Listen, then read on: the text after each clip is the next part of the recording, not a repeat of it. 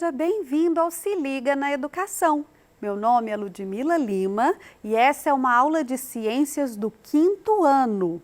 Vamos ver qual a habilidade que será trabalhada nessa aula. Identificar os órgãos do sistema reprodutor masculino e feminino.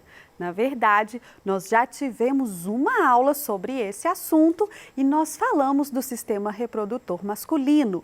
Hoje nós vamos falar dos órgãos do sistema reprodutor feminino.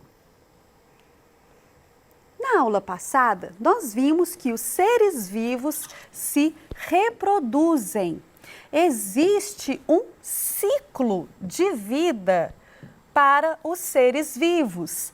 Então, nós nascemos bebezinhos assim, pequenos, dependentes. Nós precisamos, vou fazer aqui até enrolado em um manto, olha. Nós precisamos de cuidados quando nós nascemos. Aí a gente se desenvolve, aprende a andar, a falar. Então, aqui a gente vai se desenvolver, nós passamos pela infância, pela adolescência. Aqui eu vou desenhar uma criança. Então, a gente se desenvolve.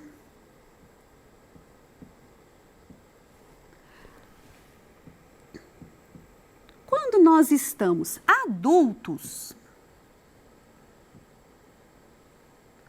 nós então já temos a condição biológica para nos reproduzirmos. Então, aqui depois de adulto, você tem a condição para se reproduzir. Aí você vai, um casal, duas pessoas, podem dar origem a um novo bebê, uma outra criança.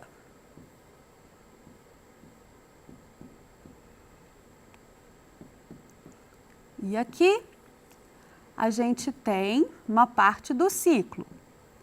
Depois disso, a gente morre, ok? Então, a reprodução é uma parte do ciclo de vida dos seres vivos. Ela não é obrigatória, mas ela tende a acontecer. Tá? Então, se um indivíduo de uma determinada espécie chegou ao seu desenvolvimento, à vida adulta, ele pode se reproduzir antes de morrer. Se isso não acontecer com nenhum indivíduo da espécie, a espécie vai se extinguir, vai acabar. Só os seres humanos passam por esse ciclo todo? Não, não. A gente viu na aula passada que os animais também passam por isso, né? O sapinho vai botar o ovo, do ovinho vai nascer o girino vai se desenvolver. No caso do sapo, ele passa por metamorfose, ele tem uma transformação, vai virar um sapo adulto e antes de morrer, ele pode se reproduzir. As plantas também se reproduzem. As plantas se reproduzem através das sementes, né? Então, a semente da planta leva o material genético da planta para outro lugar para poder nascer uma outra planta diferente. Então, os seres vivos têm essa etapa no seu ciclo, né? Depois de adulto, ele pode se reproduzir.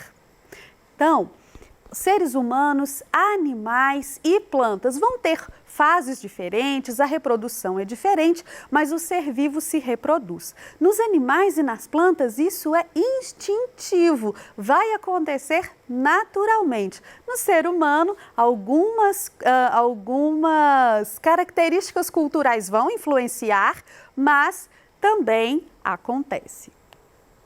Na aula passada, nós também conhecemos o sistema reprodutor masculino. E o que é que a gente descobriu?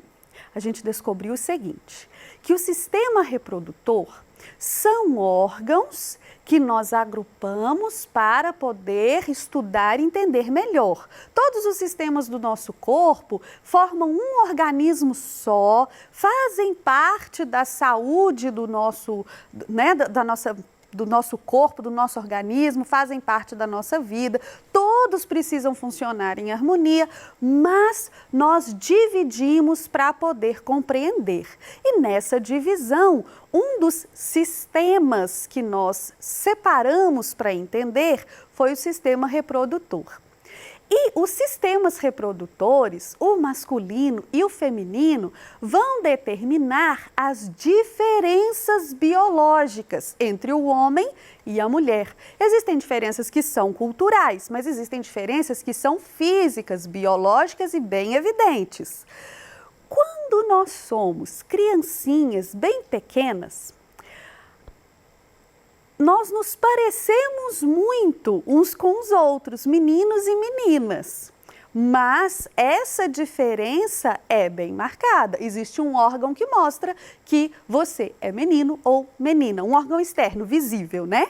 E existe o sistema reprodutor ali que vai marcar essa diferença. Lembrando que é uma diferença biológica. O jeito como a mamãe nos veste, o jeito como a gente corta o cabelo é uma diferença cultural e pode até variar de um lugar para outro. Mas existe essa diferença biológica. E essa diferença biológica são sistemas, né? São órgãos que são diferentes nos homens e nas mulheres. Nós vimos o sistema reprodutor masculino, vimos que ali existem órgãos, né, glândulas que produzem líquidos, que produzem um gameta. O gameta é a célula que vai levar o material genético do homem para o novo serzinho que vai nascer, para o novo ser humano, para o bebezinho que vai se formar. Mas também é necessário uma célula feminina.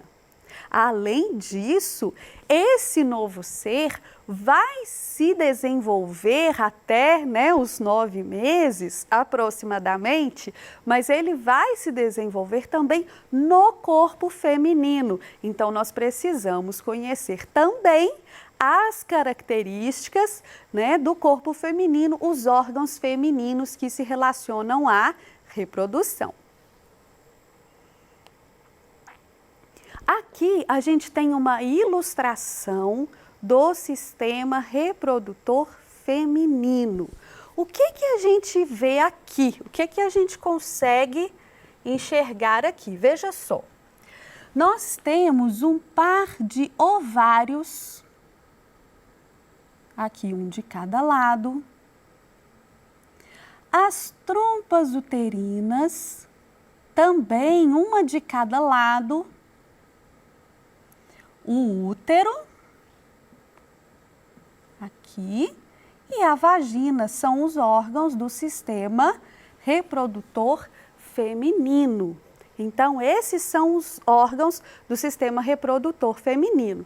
Nós vamos ver cada um deles, né, as funções e tudo mais. Vamos lá.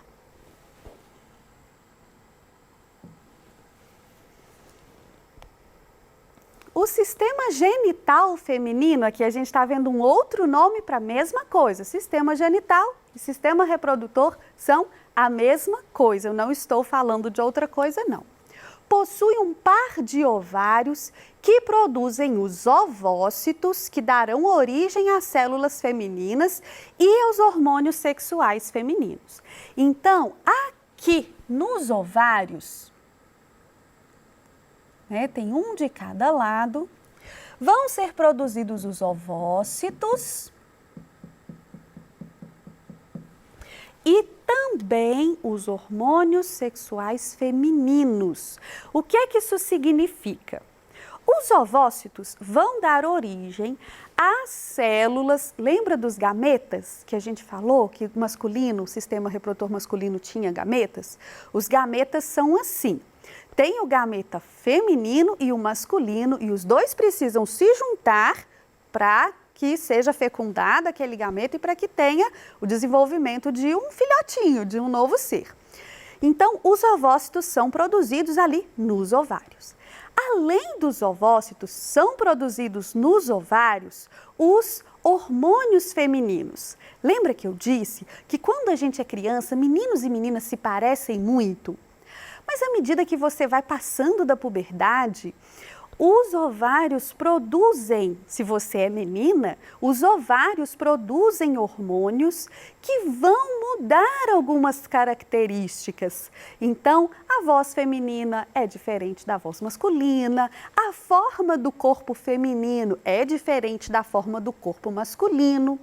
Os homens têm glândulas mamárias, assim como as mulheres, mas nas mulheres elas se desenvolvem e crescem depois de uma determinada idade por causa desses hormônios. Então, os hormônios, além de fazerem esse sistema reprodutor funcionar, eles também vão modificar algumas características no corpo da pessoa. Então, os hormônios femininos dão características mais femininas, os masculinos mais masculinas, e só que isso é muito subjetivo, não é exatamente igual para todo mundo, as pessoas se desenvolvem de maneira diferente.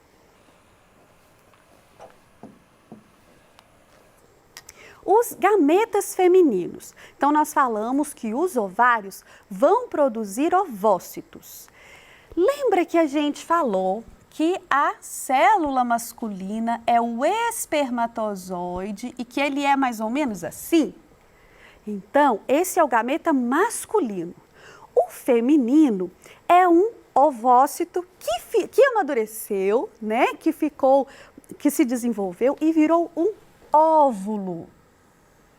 O óvulo não se parece nadinha com o espermatozoide. Aqui, no espermatozoide, nós temos a informação genética do pai. Então, a gente tem a informação genética do homem no espermatozoide. E aqui, no óvulo, nós temos a informação genética da mãe. É por isso que nós nos parecemos com os nossos pais biológicos, porque o DNA vai carregar algumas características da mamãe, outras características do papai, e a gente vai nascer com uma misturinha dos dois. Então, as nossas características físicas são determinadas assim. Vem um pouco do papai ali no espermatozoide, um pouco da mamãe aqui no óvulo. O espermatozoide vai encontrar com o óvulo e isso é assunto para uma outra aula, mas aqui você já sabe então que os testículos vão produzir os espermatozoides e os ovários vão produzir os ovócitos que se tornam óvulos e são liberados para que possa dar origem a uma criança quando é encontrado pelo espermatozoide ou pelo gameta masculino, que é a mesma coisa. A partir da adolescência, em intervalos que no início são muito diferentes, mas que com o tempo tendem a ser de aproximadamente 28 dias, geralmente um ovócito é liberado de um dos ovários. Então, os ovócitos estão ali guardadinhos. À medida que passa o tempo, né, de 28 em 28 dias mais ou menos, vai ser liberado um ovócito, né, que vai amadurecer, ele vai atingir a maturidade e vai ser liberado. Então, isso acontece mais ou menos de 28 em 28 dias. Aí, o corpo até começa a se preparar para uma possível fecundação desse ovócito. Tá? Então, o corpo começa a se preparar, porque se aquela célula for fecundada, vai crescer uma criança ali. Então, o corpo começa a se preparar, o útero começa a se preparar para isso. Se essa célula não for fecundada, aí ela vai ser eliminada pelo corpo naturalmente. As tubas uterinas são os dois canais que partem do útero, um de cada lado desse órgão, e chegam até bem próximo de cada ovário. Cada tuba uterina possui uma abertura que permite ao ovócito ser recolhido e conduzido em direção ao útero. É em seu interior que ocorre a fecundação, isso é, a união de uma célula reprodutora feminina e uma masculina. Então, onde é que vai acontecer a fecundação? Vamos supor que um ovócito desse lado foi liberado. A tuba uterina vai deixá-lo entrar e ele vai percorrer esse caminho. Mas antes de chegar ao útero, ele pode ser fecundado aqui por um espermatozoide, tá certo? O útero é uma bolsa muscular que se comunica com as tubas uterinas e com a vagina. É no interior do útero que o bebê fica alojado durante a gravidez. À medida que a gravidez avança, o útero aumenta de tamanho para acomodar o bebê e as outras estruturas que se desenvolvem junto com ele. Então, veja só, o ovócito saiu daqui, ele percorreu esse caminho, aqui nesse caminho ele foi fecundado, aí a célula começa a se multiplicar. Mas antes de formar ali o bebê, ele vai ocupar este espaço aqui, o espaço do útero. E o útero, ele é bem elástico. Se você já viu uma mulher grávida alguma vez, você viu que ela tem, né, a barriga bem grandona quando está próximo de ter o bebê. E esse bebê está onde? Ah, ele está ali no seu estômago, no seu pulmão, tem tanta coisa dentro da gente? Não, ele está no útero da mulher. Ele está protegido pelo útero da mulher. A vagina é um canal muscular por onde saem a menstruação e o bebê. Esses músculos podem relaxar muito, permitindo a passagem do bebê durante o parto e depois se contraem voltando ao normal. Então, veja só, o que é isso, professora, que você falou aí? A vagina pode sair a menstruação ou o bebê?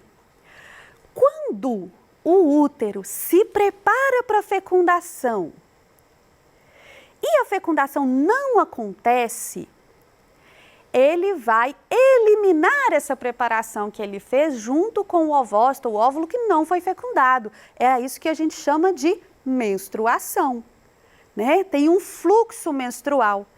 Quando a gente falou lá atrás que de 28 em 28 dias vai ter uma liberação de ovócito, a gente chama isso de ciclo menstrual.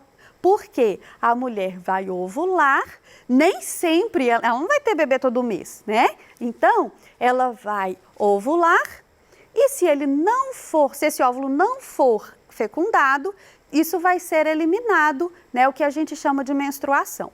E se acontecer a fecundação, então 9 meses depois sairá o bebê e não o fluxo menstrual.